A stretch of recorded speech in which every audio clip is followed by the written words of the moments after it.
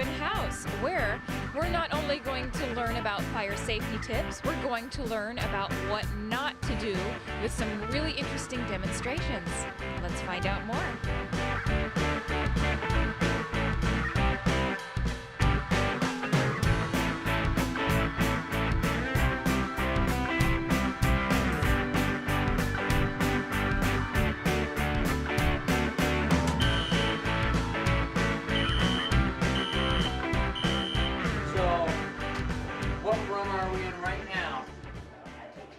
We're in the kitchen, right? So, in the kitchen, I like to do my cooking. What's wrong with my pot right now? The handle's facing out, right? So if the handle's facing out, it can make it easy for someone to be walking by and knock it over. So what do you think I can do to fix this? Turn it around. I could turn it around. So I'm going to turn my pot handle in.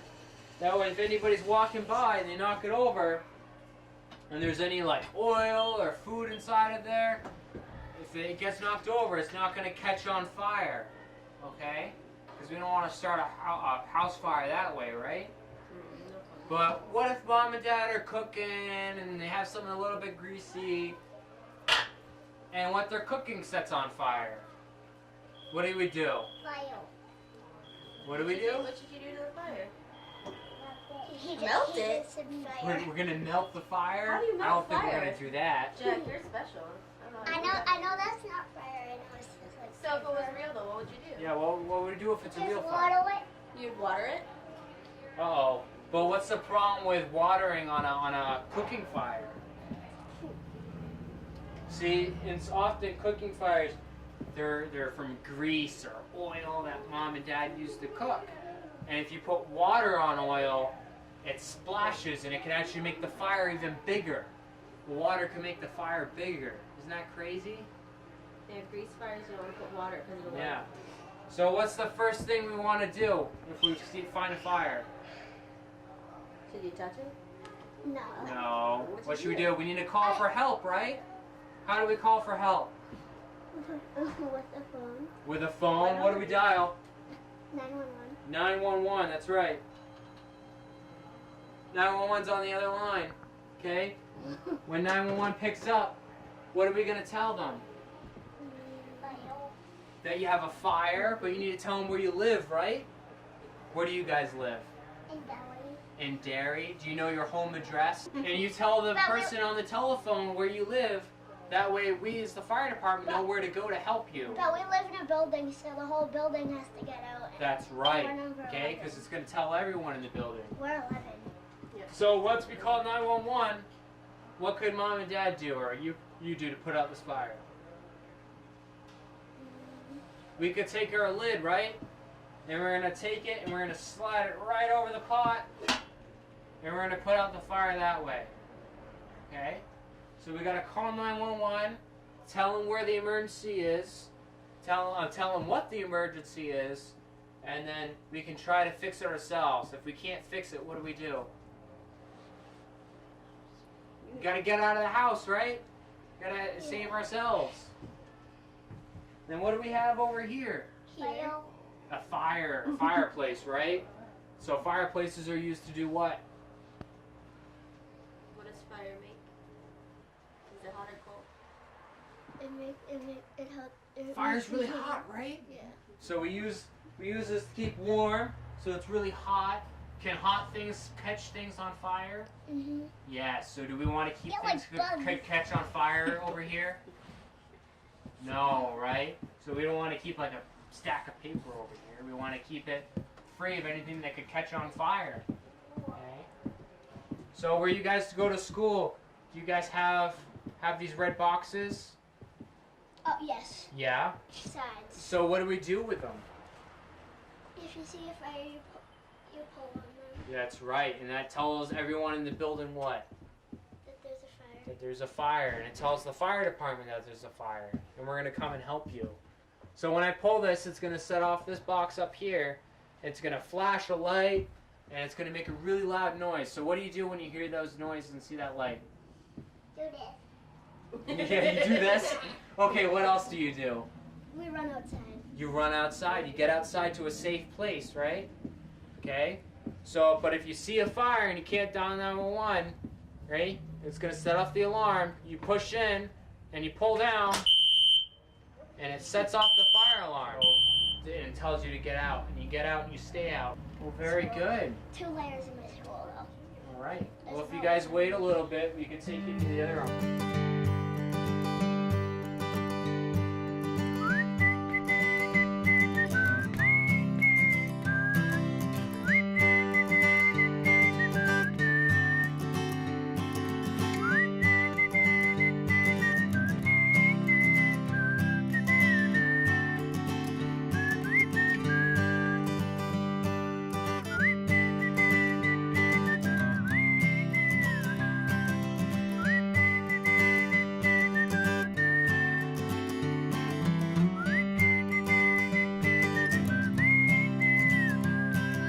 Practice some live hose stream evolutions, knocking down some fire targets.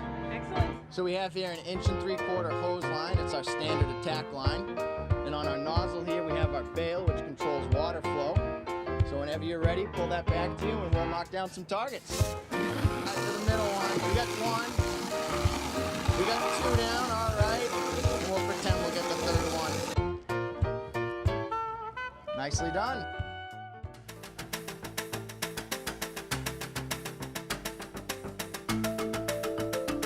You can take something out of this, take it home, relay it back to your family members and friends, neighbors, what the severity or the outcome is going to be from combining the two. They tell you all the time, don't smoke when you're on home oxygen, don't smoke. The oxygen typically when someone is sitting in a chair will saturate your clothes so you become oxygen enriched, if you will. So someone sitting here in a recliner on home oxygen, whether it's 2 or 4 liters, will be oxygen enriched. They have a history of smoking, that's probably why they're on the oxygen. So a lot of people will smoke while they're on the oxygen, and when you combine the two, it turns disastrous. So for this demonstration, we're gonna light the individual here, his cigarette up. We're gonna have him on the oxygen about 4 liters, and we're gonna watch and see what happens. And you'll see how it will burn with severe rapidity. So the fire will accelerate almost like a flamethrower. Typically, that's what people do. They'll get up and run, and then their clothes will catch fire, and they'll drop. They'll take the last breath, and they're breathing the superheated gases. Go ahead and run that up. So right now, you can see the cigarette's lit. There we go, high, 10 or 12. See it light up right now? Just like a flamethrower. Okay, that went fast. Now you can see the tube is still burning. Okay, so typically if someone's on home oxygen, they have a 20 or 30-foot tube. They're running through the room. The tube is still burning, as you can see on this individual here, on this side over here, and up top. That will continue to burn until either the oxygen is disconnected or it falls off the patient and gets suppressed by something else. So right now it has fallen off. It is now burning the clothes. The person is running. Their oxygen-enriched clothes are burning. It's catching their clothes on fire. They're catching other items in the house that may be on fire, and it just spells disaster. So anyone that may be on home oxygen in, say, an apartment building is not only endangering themselves if they're smoking, but they're endangering the 28 units or 30 units in that building. So this person probably would have taken their last breath as that ignited. They inhaled the superheated gases. Although they may have been conscious going to the hospital, typically what would have happened is their lungs would have closed up and they'd stopped working, and they probably would have succumbed from their injuries to something like this. So if you get nothing out of it, if we all have relatives that do smoke with oxygen, certainly pass it on to be careful with that. We've had in this community 3 deaths over the past 18 months with this type of incident. And the state, I think, has had 6 to 8 total. So we're trying to make the community aware of this hazard. And thank you for watching.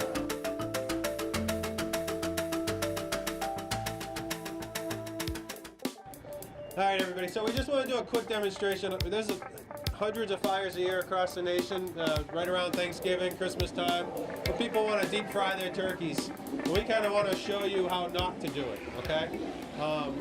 We're pretty much doing everything we can do wrong here, but we have a couple of nice gentlemen here, Ron and Chris, who are dressed up in their fire gear. They're going to help us out today.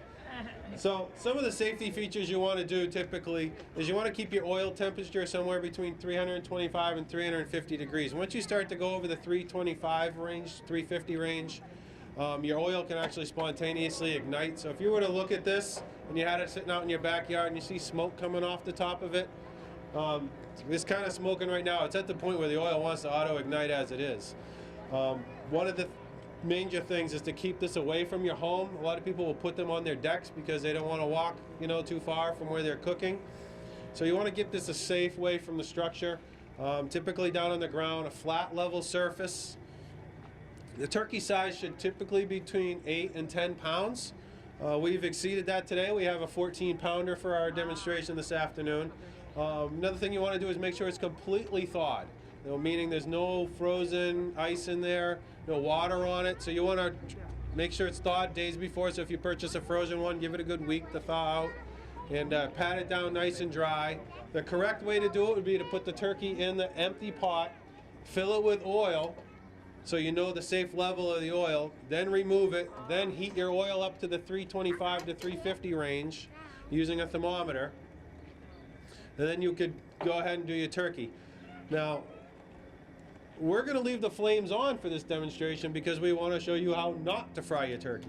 But what you do at your own home is you would want to turn the flames off to help prevent any oil, if it were to spill over, from hitting the flames and catching on fire. So today we're going to lower the turkey in, and you'll see that we've overfilled it, we've overheated the oil, or on a somewhat unlevel surface, and we have a frozen turkey. So this should cause a little bit of a flare up. So you'll see right here as they lower down, it's always a good idea to have a fire extinguisher on hand, even at your home. And you'll see how it...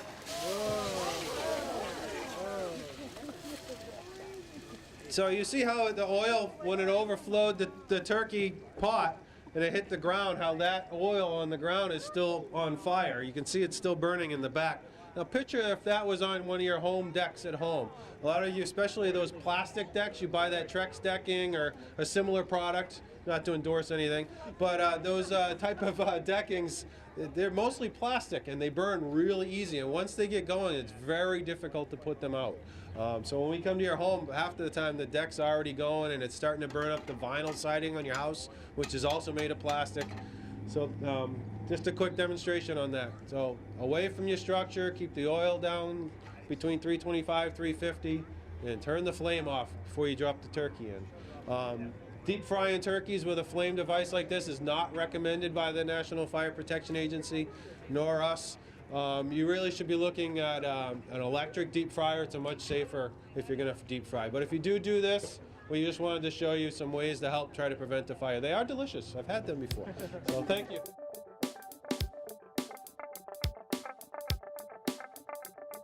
But as you can see, we've if you've been walking around looking, if you were to drop some coals or embers on the deck, over time they'll just burn right through. This is a very just exemplar of what could be at your own home. We have some dried leaves underneath. A lot of houses, the leaves get underneath the deck, especially these ones that are close to the ground. They're hard to clean out. And when you drop that on, just a short time later, it could be a half hour, it could be 2-3 hours later, it'll burn through and catch those leaves on fire. We've had quite a few fires in this community about that. We're just trying to show you some of the things that are local to our own hometown and try to prevent you from burning your house to the ground. It is Fire Prevention Week after all. But a lot of times people will do this and 10, 11 o'clock at night, they're done for the evening, they go to bed, they think they put the fire out, they go inside, and usually around 1, 2, 3 o'clock in the morning they wake up to the smoke detectors going off and they find out that their deck is on fire. So we've been playing around with this all day, but you can actually look right underneath the deck now. You can see that the leaves are smoking and getting ready to ignite. So you may put your fire up, but you didn't realize some hot ashes fell underneath maybe when you were stoking it and you pulled your screen off. The screens are nice, they keep it nice and safe from flying, the embers flying away, but when you go to put on a new log or briquettes or whatever you have, and it falls through, you can see we got some burn holes in here and it catches on fire. So we'd recommend that these also be moved away from the home and set on the ground, flat level surface, and that you have a fire extinguisher, water, dry chem, or even your garden hose nearby so you can extinguish any fires that were to happen. Thank you. All right, guys, so do you know what room we're in right now? You do not? No? Oh, well, we're in a bedroom, right? Okay, so as you can see, we have the bed and our windows and all that. Now, do you guys sleep with your bedroom door open or closed? Closed. Do you know why we sleep with our bedroom door closed? No? Yeah, why would you do that? In case there's a fire, that's right. So if there's a fire, what this door will do, like if this is our bedroom door here, this is going to protect us from a fire coming in, right? And it'll actually give us a little bit of warning. What's that up there? Smoke detector. A smoke detector, that's We right. don't have that. No, you don't? Yes, we do. Okay, well, good. Because you should. Every home should have smoke detectors. You should try to have one on every floor, and hopefully one in every bedroom or outside every bedroom, right? So we have that smoke detector up there, okay? And so what that does is it smells the smoke. It tells us if it's coming towards our room, and that will wake us up. See how that's gonna wake us up in the middle of the night? Okay. So if that wakes us up and we know that the smoke detector is going off, what does that mean we need to do? Let's call it out and call the police. No, call the police? No. Those are you don't want the police, you want the firemen, right? Call the police. You're gonna call the firefighters. I actually don't know the number to firefighters. I just call the police. 911. So we're gonna call 911. Call the police. No, it calls all emergency services. So if anyone's hurt, they're sick, you got a car accident, you got a fire, you need police, you call 911. All emergencies. Okay? So before we do that, we need to get out of the house. So to get out of the house, we're gonna come over to our bedroom door. Do I just open up my bedroom door? No. No, what do I need to do first? You need to check to see if it's not on fire. So That's right, the fire could be right outside my door. you it's really close to your room and you feel the door. Mm-hmm. And then there's fire. Then you go out a different way, like a window. That's right. And you So I'm going to feel with the back of my hand. I'm going to take the back of my hand. I'm going to start high and mark my way down low. And I'm going to feel my door handle. If any of my door's hot or my door handle's hot, do I want to open it? No. Yeah. No? No, okay, that's right. I don't want to open it because there could be fire on the other side. So come over here to this door, guys. Go ahead, just do smoke again, Kevin. Go ahead and feel the back of this door. Feel it with the back of your hand. Back of your hand. Get in there. Feel with the back of your hand. Okay? So that's pretty warm, right? Yeah. Do you think we'd want to use that to get out? No. No, we don't. So go ahead and have a seat again. So my door is warm. And now look over here. Okay? We're going to have some smoke coming out. We got some smoke coming out of the bottom of the door. No, it's not that much right now. But if I see smoke coming out from the bottom of the door, what do I need to do? You try to go out of your way. Yeah, see how the smoke's coming out? So is smoke good or bad to breathe? Bad. Smoke is very bad to breathe. So what I can do is I can take a towel or a blanket like this and I can put it at the base of the door. So if I wake up in the middle of the night, I want to come out, I feel my door is hot. And I feel that there's smoke coming out of the bottom of the door. I'm going to take my blanket and I shove it at the bottom of the door, and that's going to help stop smoke from filling up the room because smoke's really bad to breathe. You don't want to breathe that. That's why the firefighters, we wear our mask My teacher when we taught come me and catch you. Yeah? And she said if you breathe in too much smoke, then you kind of fall down a little. You'll fall down a little, you can fall down a lot. Some people die from that. It's very bad. Very, very bad. I hear that you should get down low. That's right. Because heat goes higher. Heat rises, okay? So if this room is catching on fire, filling up with smoke, smoke rises too because smoke is hot. So I'm going to get really low and I'm going to crawl out. So I'm in my bedroom, I felt my door, there's smoke coming out, I sealed the smoke from coming in, okay? This is my only way out, right? No, I have another way out. How else could I go out? A window. So some people have fire escape windows where they have a ladder on the outside. Or what do you do if you're on the second floor and you don't have a ladder outside? You wait for help. Yeah, you go to the window and you wait for help, because of the fire department, we have lots and lots of ladders. We love ladders. We love using them. Okay? So you wait by your window and we'll come and get you. Okay? So if you're going to wait for us anywhere, stay near a window, because if I'm coming in to find you, the first place I'm going to look is right next to that window, because I know I told you today to wait there for me. Okay? So you guys want to try crawling out the window? Yeah, let's try.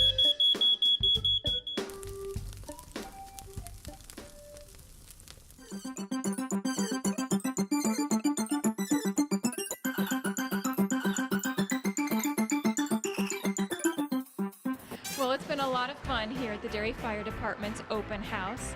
I've learned so much from the demonstrations and information given, both on what to do as well as what not to do.